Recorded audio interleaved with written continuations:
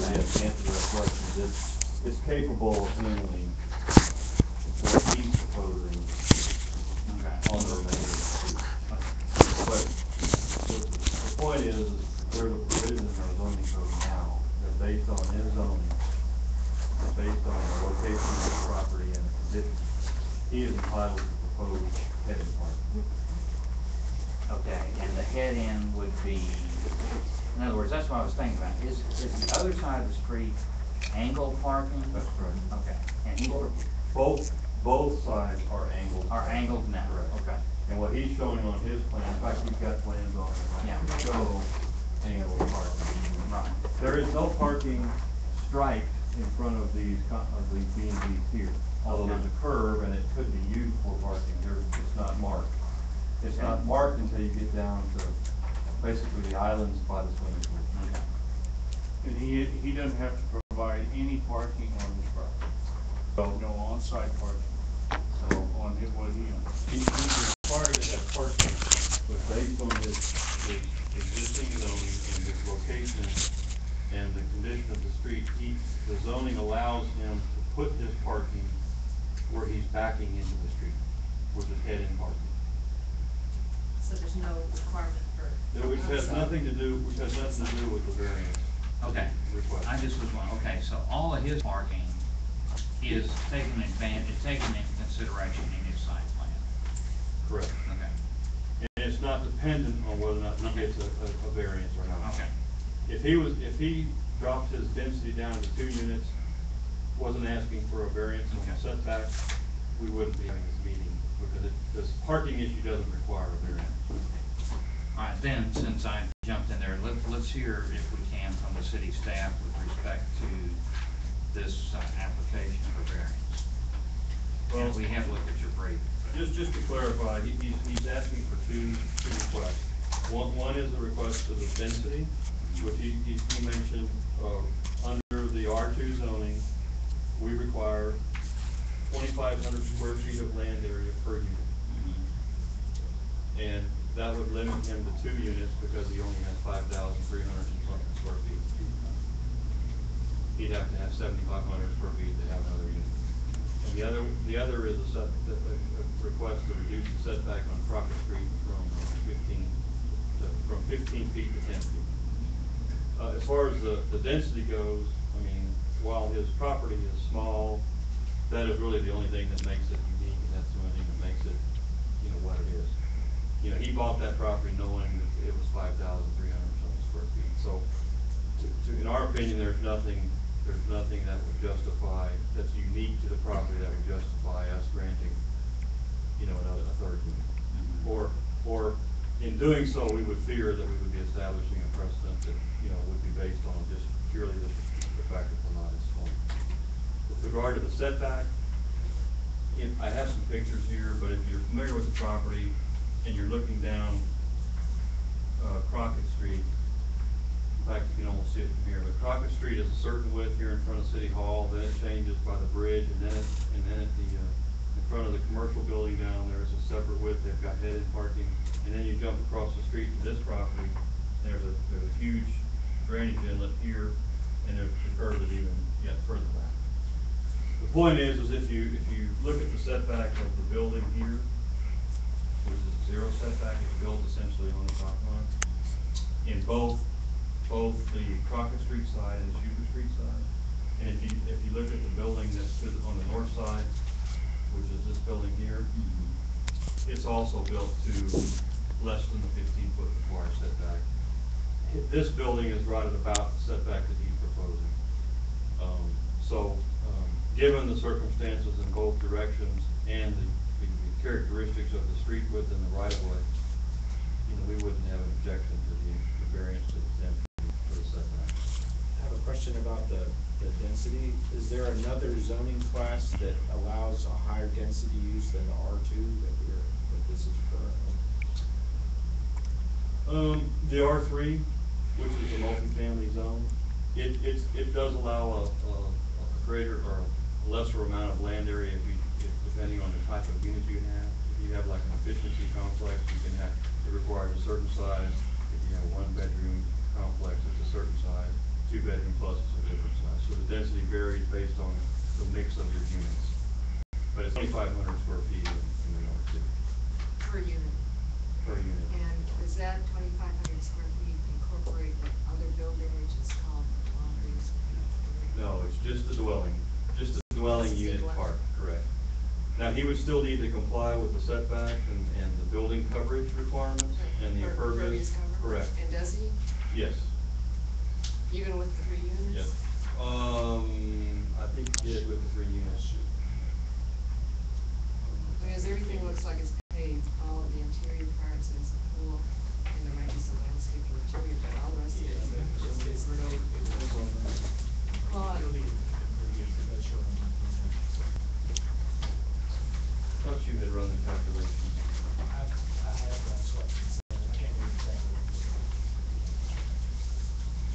Well, But that wouldn't be an issue, it would, well, it is. for the impervious.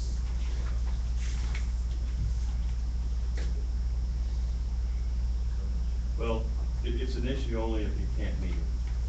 Right. He's not asking for a variance to that. No, I know So if he doesn't that. need it, he'd have to change his plan to reflect that. So it would be interesting to know right now whether 3 units, with the way he has all of this laid out, and the other buildings in the pool exceed the limitations.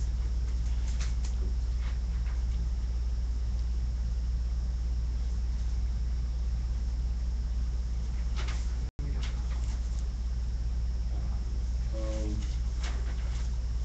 But I could get a building permit.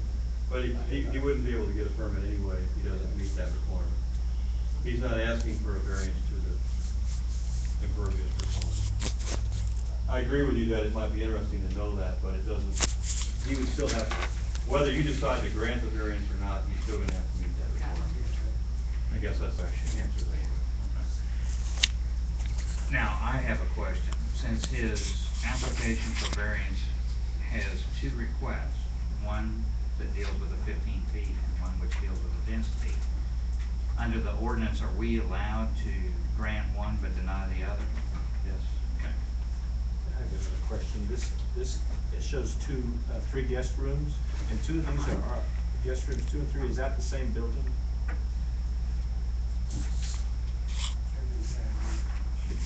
That's all one building? Is that a unit? That's 2 units because it has 2 exterior doors and they're 2 separate living Correct. spaces? Correct. But if it was 1 unit, then it wouldn't matter, would it? If you took out that wall between them, it would be still just 2 units on the property. And what it would become at that time is a one bedroom with an efficiency, and I'm 15 feet short of meeting that spec. Oh, that's correct. And Sorry. because you got 400 square foot maximum per efficiency is the, That's correct. is the guideline, so, you know, I have 3 at 1,200 square feet. Well, if I did 2 with one bigger, you know, not considering the efficiency, we consider 1 bedroom or whatever it would be, but a 15 foot square foot, that's 5,500 to meet that. In order for him to be considered an efficiency, it has to be less than 400 square feet of area. That's what he's saying. And if he goes to a 1-bedroom unit, that density increase goes to 3,000 square feet of land area per unit. So that would be 3,000 square feet plus 2,500 square feet. Yeah. Over there. So this is already been thought out. Pretty thoroughly, didn't it? And that's why it kind of came to play. Okay. All right, does anyone else have any questions for the city staff? All right, does anyone else have any comment in connection with this application during this public hearing? And my understanding is that we didn't receive any comments from anybody, correct? We didn't. Okay. If no one has anything further, then what I'm going to do is close public hearing ZBA 2012-1.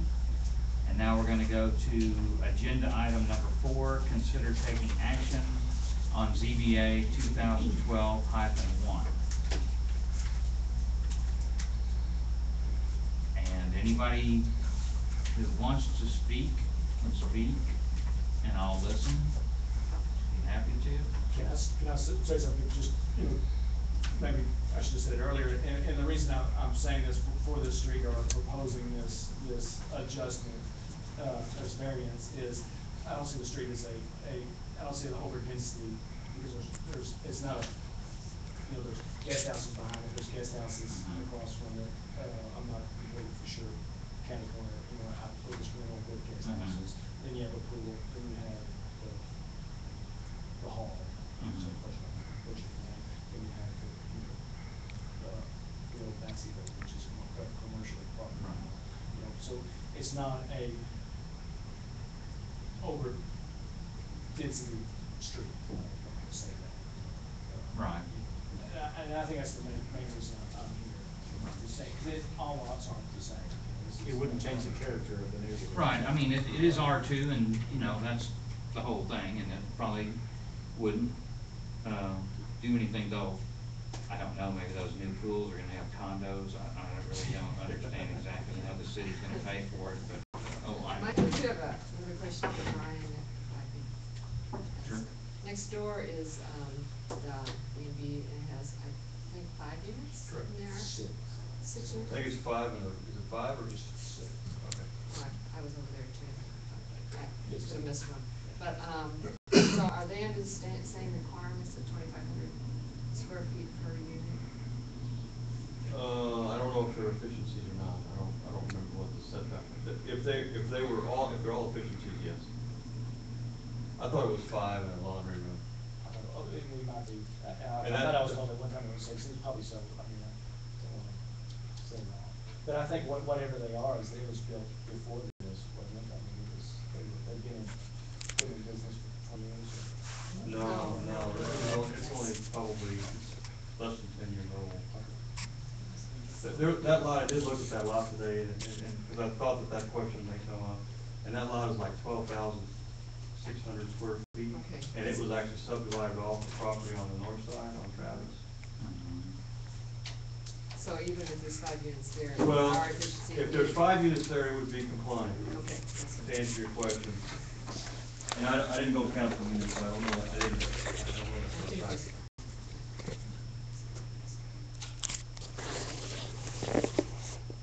Yeah, no, the issue of the street being closed, it's not now, so we really can't assume it's going to be closed, but that's ultimately the plan, and we don't know. It may net him some additional land, it may net him some additional property, or those people who are joining it, that's probably gonna stay open, but it may affect the size of those tracks ultimately, if it is closed. Because it becomes private property at that point in time, and how it's divided up is gonna be up to, city and we got the property on the south side of the street, and the park, the pool, of course. So that may or may not have an effect on what he ultimately is able to do as well. Well, but we can only make our decision based on what the situation is that exists today. That's correct. So, even if that street gets closed down at that west end and he ends up acquiring half the street to the south, he could come back for another application when he owns it, but I mean, we can do that. Okay, well, I'm just gonna say this, is that, the situation that we have is that the 15-foot setback is probably the norm or exceeds the setbacks in those other areas. And that probably isn't a factor that has anything to do with, the use of the property that would be adverse, and I don't know that is anything that is that under the criteria we have to grant or deny variances from the ordinances would have any effect. So to me, I'm just talking out loud here now, is that you are, and you're good at listening too, by the way, Shutter. You're my life partner. But anyway, The issue, though, that we have here is the fact that and I think that the brief of the city staff is that we start setting a precedence in connection with granting size variances and things like this, you know, we're gonna run into a real problem, and you're creating the size variance by going for 3 instead of 2 under this zoning criteria. And, you know, I think that that's what our problem is with respect to the situation that we have here. So, that's my comment to the rest of you guys. Did you understand that, Ron? Yes, sir. Thank you. That's sort of how I see it from here and everything. That's very, it's a very visual lot, Yeah, sure. and, the way I see it is, we are here as an adjustment to allow people to make their case and then think about it, but we also are here to back the city, and they're the ones that do the background and let us know everything. I hate to set precedences.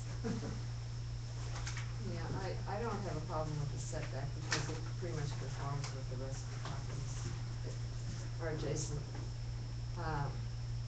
And I think, you know, I think what you've got here is a great design, and I think it would enhance that corner a lot. It would look a lot better than one across the street.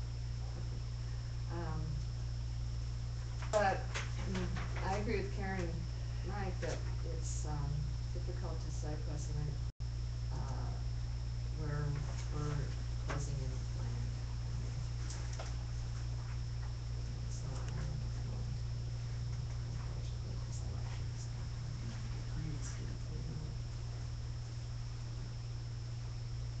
I think it's a lovely project, but I don't think we should change the density requirement. I think the city council might be willing to change that, but I don't think we could. But I think Kevin built a house in my neighborhood, it's lovely, it's eclectic, it's different, it's very nicely done. I think this looks very Yeah, solid. I agree with that.